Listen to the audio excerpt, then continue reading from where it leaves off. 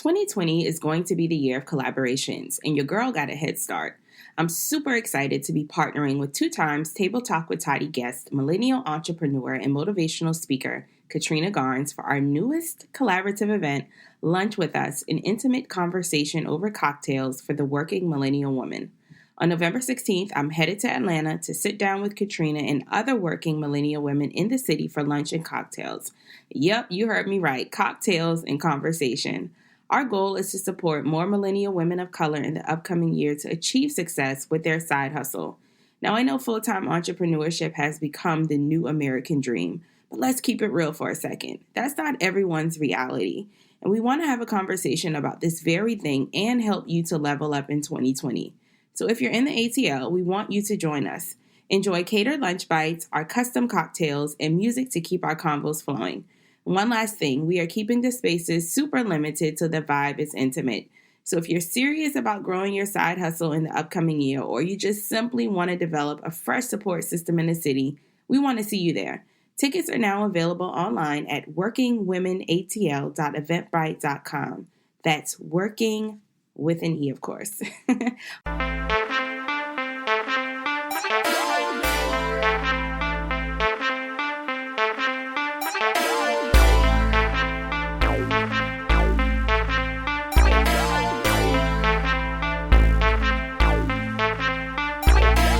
Everyone, it's Natasha Toddy Weston, entrepreneur, content creator, and 3 times best-selling author. Let's scratch the titles. I'm just the girl next door. If you follow me on social media, you know I'm all about being an open book, bringing current events from the real world and my world to the table to give my sisters from other misters insight, wisdom, and real talk about life, business, and all that other ish. The reason I created Table Talk with Toddy is because I spent the last decade mostly online talking to people, more specifically millennial women all around the world, about the ups and downs that come with building a brand, being a mom, and having a personal life. And what I eventually realized was that we all have many of the same questions, curiosities, and challenges. So here we are. On the Table Talk with Toddy podcast, we'll laugh, we'll cry, and I'm pretty sure we'll be pouring it up together on many occasions. It's about time that you got a relatable, unapologetic view on life as a creative living in the 21st century. On this show, you'll hear from some of my close friends, family, and guests that I've learned a thing or two from over the last decade. Get ready for some ahas, mm-hms, and yes, girls, because at this table, nothing, and I mean nothing, is off limits.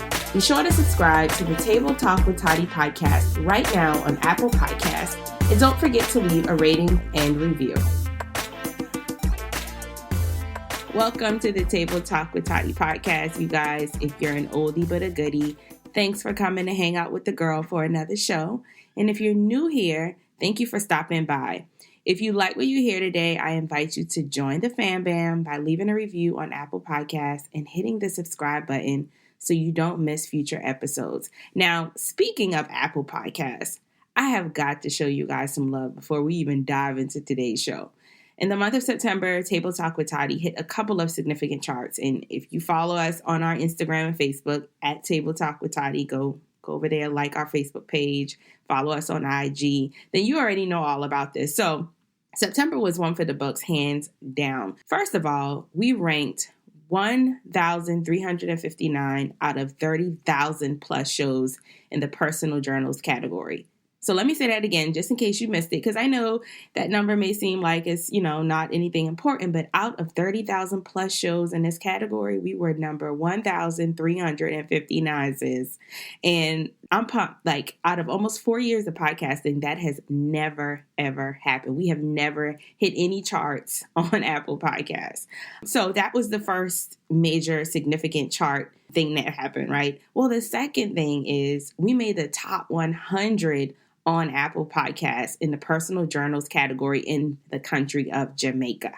So shout out to all of my Jamaica listeners for listening to the show, for loving the show, for sharing. Like, all of that stuff contributes. And for podcasters, getting charted on Apple Podcasts, like out of all of the podcasting directories, is kind of like hitting the bestsellers list on Amazon. So it's a big deal. And it just confirms to me that I need to keep doing the podcast. I enjoy it so much. But sometimes just because we enjoy stuff doesn't mean that it translates in the lives of others. So I'm very grateful for all of the love and support that you guys continue to show the podcast.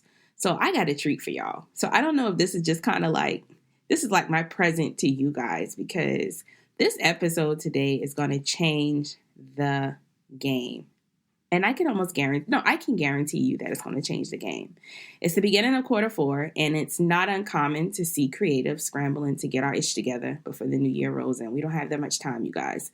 And realistically, most of us are still juggling both our brands and our 9-to-5s. And it can be quite the challenge to buckle down and set goals for the new year. Trust me, I get it. With that being said, I'm a firm believer in doing what you can with what you have where you are. That's been my mantra from day one. So if you're one of my A1s from day one, then you already know that's like one of my favorite quotes ever. Do what you can with what you have where you are. I'm like the queen of that. So since you're on a 9-to-5, I want to talk today about how you can put your entrepreneurial talents or your creative talents to work for you at work. Yep, this is a topic that many of you have requested, so I said, hey, why not? Especially considering the fact that I'm one of y'all, and I have been able to successfully leverage my creative/entrepreneurial gifts in the workplace. So last month, if you follow us on Instagram, you know that I hosted Hustlers Night Out, and myself, along with some of this show's listeners and supporters, we went together and had dinner and a movie. We saw the new movie. Well, it's not so new right now. It's been out almost a month now. We saw the new Hustlers movie starring Jennifer Lopez, Cardi B, Constance Wu, Lizzo, Keke Palmer. And I was going to see the movie anyway. And I was like, you know what? This will be a good time for me to kind of kick it and chill with some of the people who support me, support my brand, support the podcast. And so I just decided to go do opening night. And I was like, hey, who wants to come out and join me? It's free. All you got to do is buy your movie ticket. And like people came out. So I was already going to see the movie because y'all already know no experience in my life goes to complete waste. No experience in my life goes to complete waste. I'm one of those people where everything that I do, I find a lesson in it. I find a message in it, or I correlate it with a topic that I want to talk about anyway, so that it's more relevant. And I think that really contributes to the success of this show as well. So y'all know nothing goes to complete waste. So today's conversation is also going to tie directly into some of the biggest takeaways from the movie, from my perspective, of course. Even though that was like about a month ago now since we saw the movie, almost a month, not quite a month yet. I, have taken my time and have actually done thorough notes so that today's show is something tangible, something that you can relate to, and something that you can truly take some stuff away from. First of all, let me start off by giving you a bit of context as far as the movie, and also give you a little history on my experience in the workplace and how it has affected my perspective on what I'm talking about today. And I waited a minute before doing this particular show because I wanted to give you all a chance to actually go and see the movie before y'all accuse me of spoiling it, right? I don't need anybody unfollowing me or defriending me because I'm talking about the movie.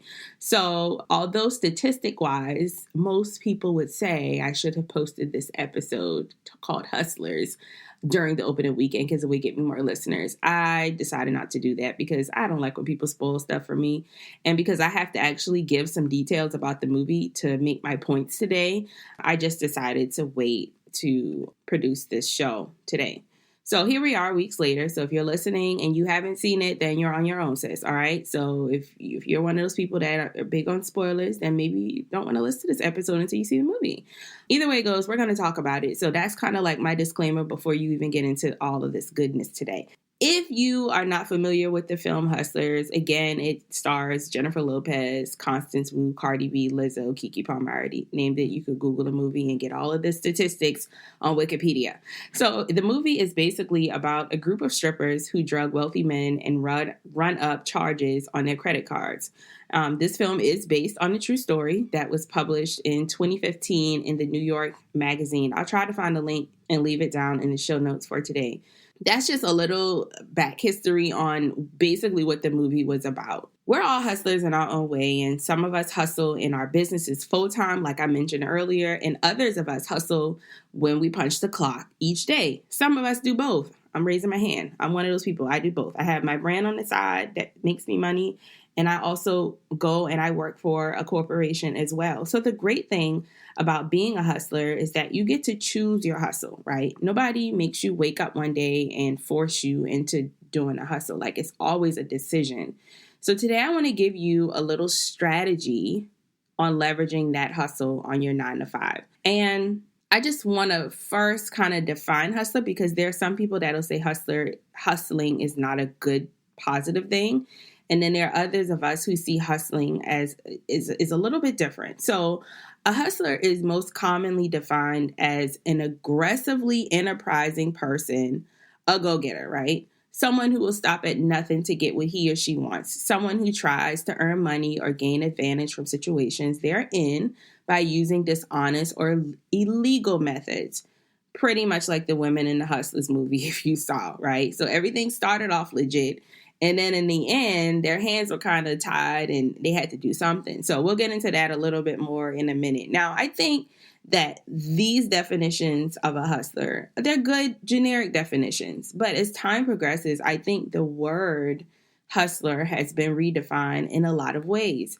In my opinion, it doesn't have to mean getting money in dishonest or illegal ways. I know for me, I've been hustling for a decade now, and I have not done anything illegal, and I've tried my best to not be dishonest. If we're just being real, right?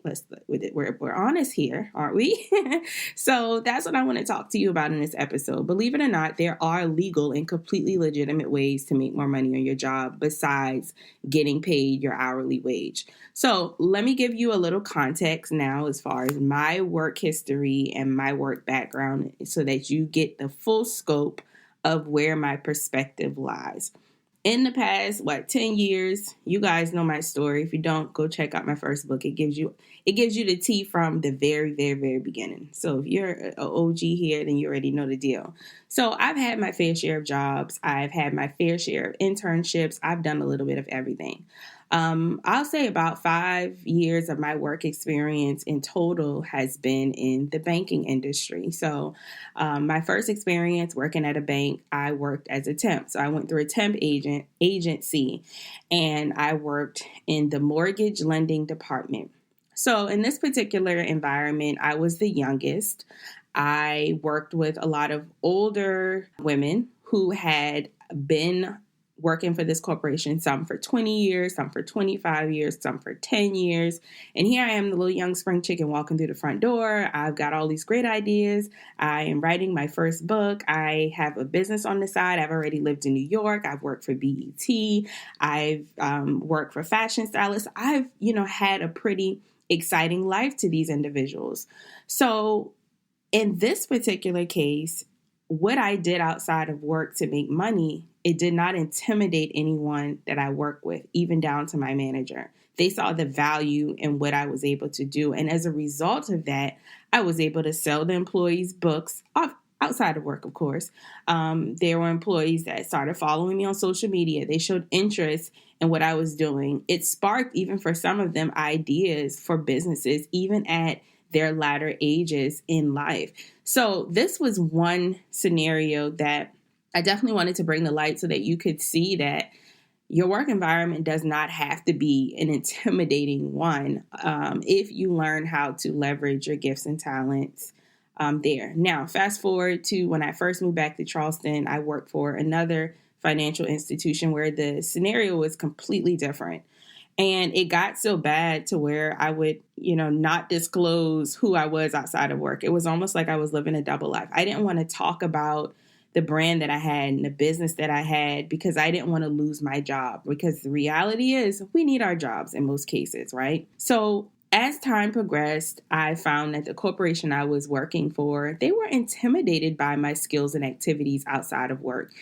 When in reality, I felt like a lot of the things that I had accomplished and the skill set that I had could contribute to the organization's success, because this particular financial institution wasn't in business that long. It hadn't even been 5 years. They were a fairly new organization that could definitely use some of the experience and knowledge that I had in areas that they had not yet established. For example, they didn't even have like a marketing team, like a legit marketing team. They had maybe one person, but they did not have a full-blown marketing team at all. And I felt like I could contribute. So I felt like in this scenario, it was completely opposite of my first experience. So I wanted to give you guys just a little back history on what my work experience has been like in the corporate space. Fast forward to last year, I had been running my business full time for like a year and a half or so, maybe 2. And I finally got back out there and started applying for jobs. Before I even went into it, I knew kind of what my ideal scenario was. I knew that going into another job after not working one for all these years, I knew that I needed flexibility. I knew that I didn't want to have to be 2 different people at work and outside of work. I knew I wanted to kind of have a different outcome from that perspective. So when I got called for the interview, I knew what I wanted. I knew that I wasn't going to hide my skill set. I knew that I wasn't going to hide the things that I had accomplished and the internships I had. So instead of separating my resume, I put all of that on my resume. I put my real experiences on the table in the beginning so that I could showcase value from the start. So that's the first things first, is don't be afraid to showcase your value. Even if the company doesn't bite, always be transparent about what you've accomplished. Now, of course, you don't want to give them all the tea up in the beginning, but give them enough value from the start so that you can separate yourself apart from anyone else. So why should you want to make extra money on your 9 to 5? Well, duh, you want to have extra funds to invest in your business. You want to have extra money to be able to hire that photographer, to be able to go to that business conference. And a lot of times when we're just going to work and punching the clock and getting paid our hourly rate, our hourly wages, it's capped. That's it, unless you get a raise. So it's always going to be that cap on which you can earn. You need extra money to invest in your dreams and your businesses. It allows you to build a savings. So I know before I started working this job, y'all, I couldn't save any money because literally every dollar that I got went to bills, and then that still wasn't enough. Being able to maximize your income on your 9 to 5, it allows you to build a savings. It allows you to travel. It allows you to enjoy life. It allows you to alleviate some of the stress that maybe you are experiencing. So in the movie Hustlers, J-Lo played the role of Ramona Vega, and she was on a mission to start her own fashion line. So this is why she needed her extra money. And so again, she went to work. She worked at a strip club. She worked as a stripper, but she also had an end goal in mind. She didn't want to do that forever. She had a plan. She wanted the money, the extra money that she made, to start her own fashion line. And then you've got Constance Wu, she kind of played like the new stripper. Her name was Destiny in the movie. And she said a line that you probably have seen in all of the previews where she says, "I just want to be able to take care of my grandma, go shopping every once in a while." These were these ladies' reasons in the movie. So first you need to know, what's your why? Why do you want to earn extra money on your 9 to 5? Why is it a necessity? What stress or pains or discomforts would it relieve for you if you were to earn some extra cash? Because here's the thing, you guys. As creatives, our creativity is pretty much guaranteed because it's God-given, right? Like, only God can give you your creativity. Only God can give you a thriving brand. Your job is not guaranteed because it's man-provided. So you have to learn to work it while you can. And believe it or not, y'all, and some people might disagree, we're really no different from some of the strippers in the movie. I mean, every day we go to work and a lot of these corporations are prostituting our gifts. We wear one size fits all hat and we're not being properly compensated or recognized for our gifts, our knowledge, and our expertise. But this is going to change today because I'm going to give y'all a few very important points or tips, whatever you want to call them, that's going to help you to shift your perspective and change the way that you are navigating starting tomorrow when you go to work. All right, starting tomorrow when you go to work. So this episode is actually going to require you to pull out your notepad on your phone or a notebook, something to write these points down. And I encourage you, share these points on social media. Use the hashtag Table Talk with Toddy. Tag me at Official Toddy so I can repost it. Let's get the word out about this because we're about to change the game, y'all. Like we're about to change the game. Okay. Point number 1, absorb what you can when you can because seasons will change. Absorb what you can when you can because seasons will change. Your job may not last forever. Let me say that again for the people in the back that think that their 9-to-5s are secure. Your job may not last forever, so get as much out of it as you can. What do I mean by this? Formal trainings from the company's pocket. Leverage opportunities. We treat our 9-to-5s, y'all, like lifelong commitments, like we're married to these jobs. Now, being committed to your job and showing up with excellence is completely different than thinking that you'll be there forever or that company is going to have your back and your best interest forever. That's just not realistic.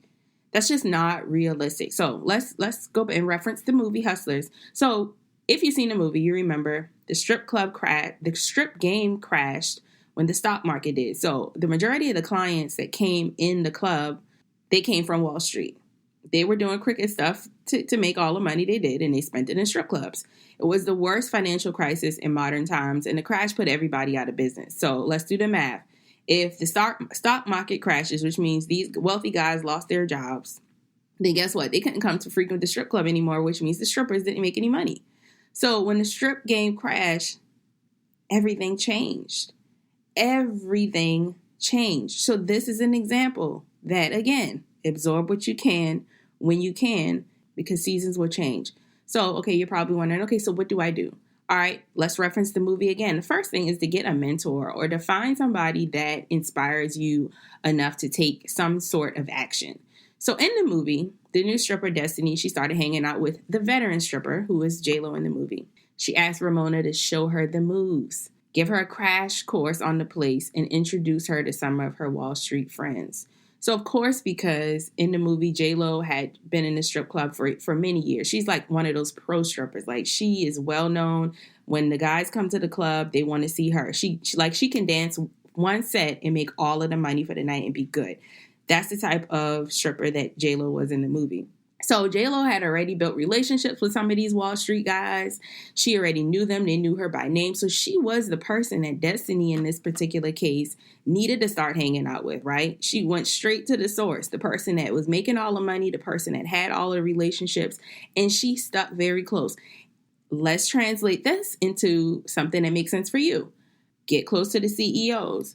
Get close to the leaders, the managers, the people that are calling the shots, making the decisions, the people who are the brain behind the brands and the businesses and the organizations. And while if you work for like a Walmart or something, it may be a little bit more challenging for you to sit down and have lunch with the CEO or with whoever, but you can definitely start building relationships from the bottom up. That means build a relationship with your manager, your supervisor, and then build a relationship with their manager or supervisor. That's how you start doing it. That's how you start the absorption of knowledge, of information. And all of this stuff is going to help you to climb the ladder, period, right? Another tip is to take a course that will allow you to learn more about your position. There are many companies, guys, that offer free after-work trainings, events for employees. Like when I did a TD Bank keynote, it was for an organization that was developed under the TD Bank umbrella. So basically, it was like the Minorities in Leadership group that was created by TD Bank leadership. And every Black History Month, they brought in a keynote speaker who was doing things in the community.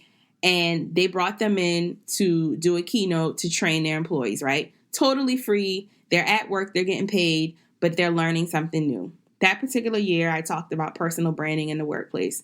I recently did another speaking engagement for Google earlier this year. Those employees were able to come, eat lunch, mingle with me, learn from me, learn tips that I had gained over the past several years so that they can become better employees or better contributors to their organization. So that's one example of how you can start absorbing what you can, because even though I guarantee you, out of those two corporations that I've done keynotes for, some of those employees probably don't still work there, but guess what? The information that they were provided with on personal branding is information that's going to help them to increase their value no matter what organization they're a part of, no matter what business they start, if they ever start a business. So you want to start taking advantage of those during work or after work trainings and events that your organization may have.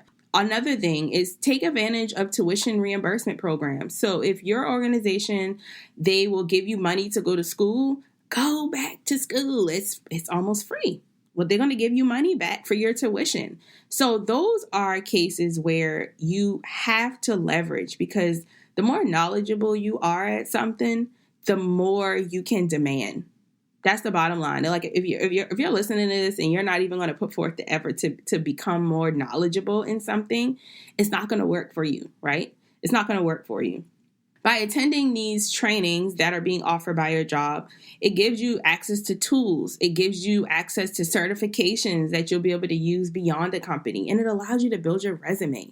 And realistically, y'all, it's setting you apart from everybody else, because how many people do you kick it with at lunch that are actually attending these trainings and that are actually trying to become more knowledgeable in not just the company, but become more knowledgeable in what they're doing so that their value is increased? It's not too many of them, right? So if your organization, for example, offers a training on customer service and you have your own business where customer service is very important. So if you sell t-shirts, or if you are selling paintings, or if you're like a nail tech on the weekends, or an author trying to sell books, you had better take that training, because you'll be able to implement some of the same strategies in your own business. Y'all see how this works? So while your job is not a lifelong commitment, you must absorb what you can right now, because seasons will change. All right? So that's the first point. Point number 2. Y'all ready for this? Find additional ways to monetize your current position. So this is going to require y'all to do something that a lot of people don't want to do these days, because they just want to copy everything everybody else does. You got to think outside of the box. This is the requirement for this point. Think beyond your job description and fill in the gaps for the company you work for. So this may be a little bit easier for those of us who work for smaller corporations, right? So we don't have like 500 employees. We have more like 30 in-house, like admin in the office making decisions type of corporation. So this may be a little bit easier for those, but this is still very much so relevant to those of you who are working for larger corporations. You want to sit down and think about number one, what are the company's goals? And you'll only know this if you read those emails that they send out that we hate to see, right? That tells you what's going on in the company. So figure out what the company's goals are and figure out what they're missing that will allow them to achieve that goal. Once you do that, you can pinpoint exactly where you can provide value. Now, I'm not telling you to go run and if they're trying to build community in their organization by creating a cafe, if you're not a good cook, stay out the kitchen, sis. Right? So I'm not telling you to just jump and fill in blanks where you're not gifted to do that. I'm telling you, look for the gaps that you can use your creativity and your entrepreneurial talent to help the company to achieve that goal. Now, I will say this, monetizing doesn't always have to be directly correlated to money. So if you tapped on this episode and you're like, oh, I'm going to make more money. I'm going to have more money on my paycheck. That's not solely what we're talking about here. Monetizing does not always have to be directly correlated to the coin, right? It can be an experience.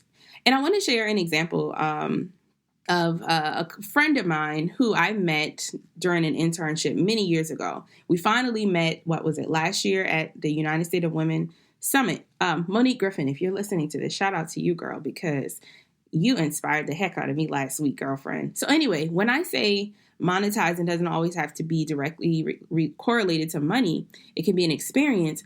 My friend Monique Griffin, I'm going to give you an example of how recently she met Oprah at one of her company's luncheons. And long story short, she's worked for this organization for a long time, because it's for as long as I've been connected with her, she's been working for the same organization.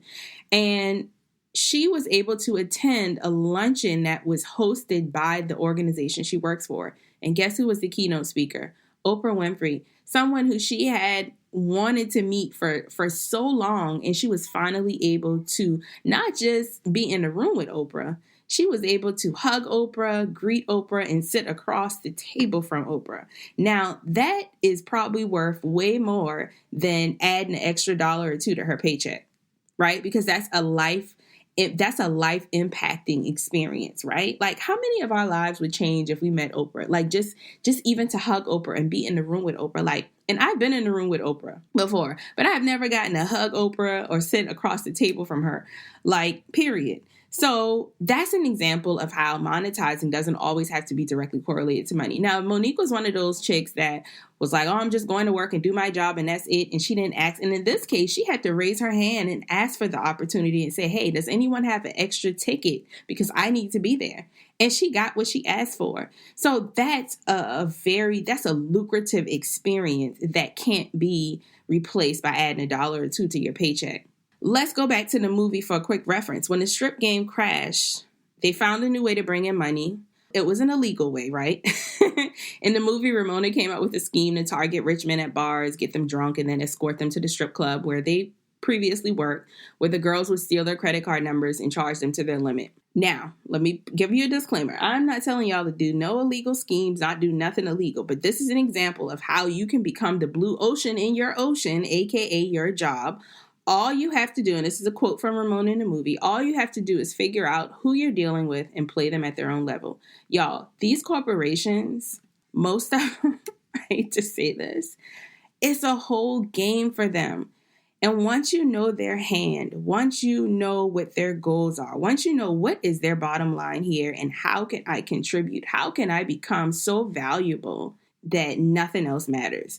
That's what I mean by becoming the blue ocean in your ocean, which is your job. So I'm going to give you another example. Y'all get all the tea today.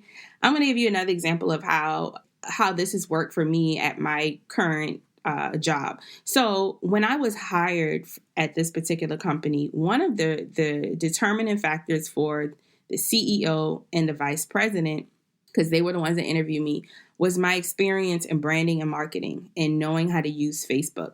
Now, I never claimed to them that I was a Facebook expert. I told them I knew how to run an ad. I think everybody knows how to run a Facebook ad, but that was something they did not know how to do.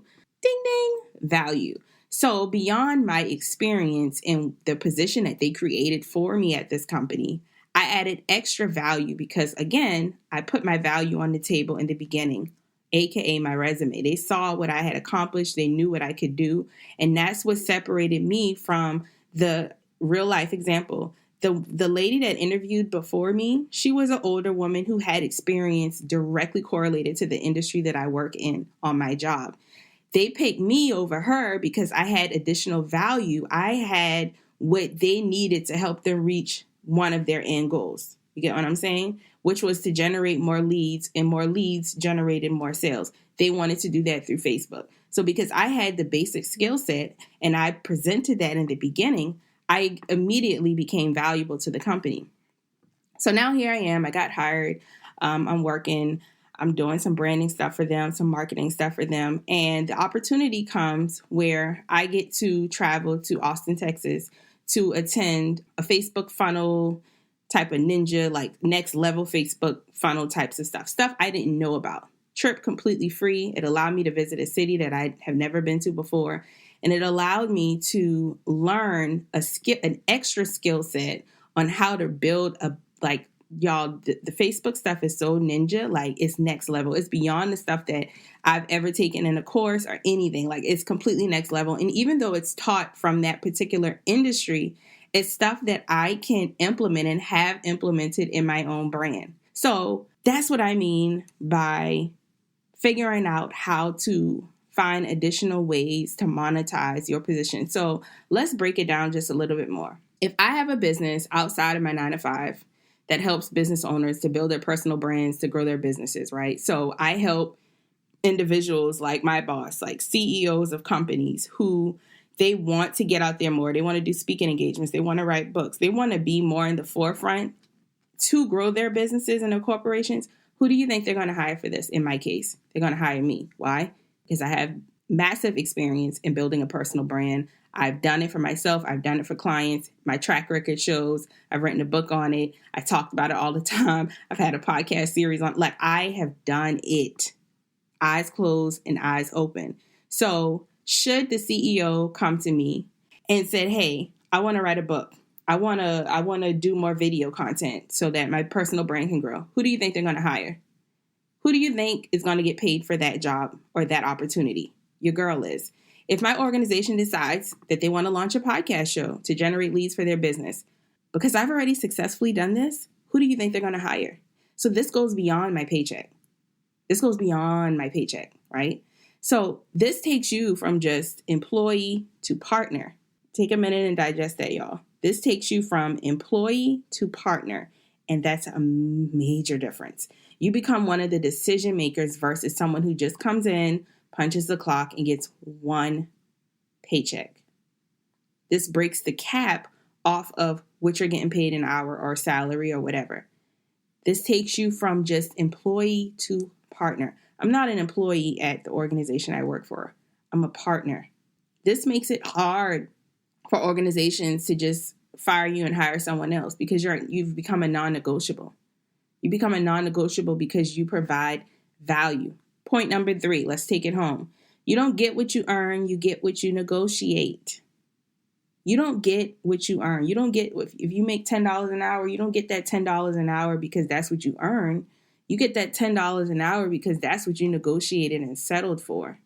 Show them where you're valuable. One of the most important parts of growing a community around our brands and businesses and attracting customers is we got to show them how we provide them value. We do that every day. If you're building an email list, if you're posting on Facebook and Instagram, trying to get people to go to your website, we're constantly on this treadmill of showing people where we're valuable and how we can add value to their lives.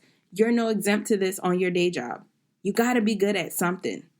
This is how you stand out. You can't just go to work and not do anything beyond that. You got to be good at something. So if you got a talent or a skill that you feel you can fill in the blanks for at your organization, you better nurture it. You better get better at it and get better at it and get better at it, because that's the only way you're going to make more money on your job. That's the only way you're going to become more valuable. The new stripper in the show, Destiny, in the movie, she had it rough at first, right? At first, she was just another stripper trying to get the biggest baller in the club. And eventually, she realized that she, too, had to step her game up. She had to increase her value in order to make more money and be seen. And she did that by, of course, she improved her look. She learned more dance moves from Ramona. She did what she had to do so that she was just not another stripper coming and making a little couple of dollars every night. She knew in order to achieve her goal of being able to take care of her grandma one day, she knew she had to negotiate, right? She knew just coming there and possibly getting a dance was not the answer for her. She had to figure it out. So I think it's time that we change the way corporations see us as creatives and entrepreneurs in the workplace. We should be viewed as assets, y'all, and not liabilities. If your business is not like competition for the company, there should be an added collaborative effort involved amongst all of us. And the bottom line here is that it starts with us. Stop being afraid to explore new opportunities and speak up for what you deserve beyond your business. Speak up for what you deserve beyond your business. Table talk takeaway. I don't think I've done one of these in a long time, but I got a good one for you today. Don't let your job work you. You work your job. And that's a little remix from Diamond in the Players Club movie. If you haven't seen, what is up with all these stripper references today? So again, if you missed it, don't let your job work you. You work your job. It's possible, y'all. Let's change the way that corporations see us as creatives and entrepreneurs in the workplace. It should be a team effort. We're all in this for a reason. Let's do this together. I just gave y'all, I feel like, my life's manual on how I make extra money on my job. Now, of course, I didn't get into specifics on all the ways I make money, but I kind of gave y'all, I think if you could put the pieces of the puzzle together, I won't give y'all too much specifics on it for obvious reasons, but I make very good money on my job. And it's not because I am just going to work and being pretty and showing up every day on time. It's because number one, I made my value very clear. 2, I didn't just settle, I negotiated. And 3, I'm constantly learning new ways to increase my value in the workplace. As a result, it allows me to travel more this year. It's allowing me to invest in ways that I've never been able to invest in my brand. It's allowing me to enjoy life, build the savings, not stress as much, enjoy my kid. And I think those are things that you may not want those exact things for your life, but I do know that as a creative, if we could worry less about having the money to invest in certain things and, and get away from just hating your job so much to where you're not leveraging opportunity there to make more money, I think that's the conversation that needs to be had. So I hope you all enjoyed today's show. Again, thank you so much for tuning in. I hope you enjoyed this episode enough to share it with someone else. Please share it, y'all. Like, shares mean the world. Shares mean the world. Leave a review on this episode if it's your favorite. Hit me up on Instagram, Facebook. All of the information is down in the show notes. And until the next show, I will talk to you guys soon.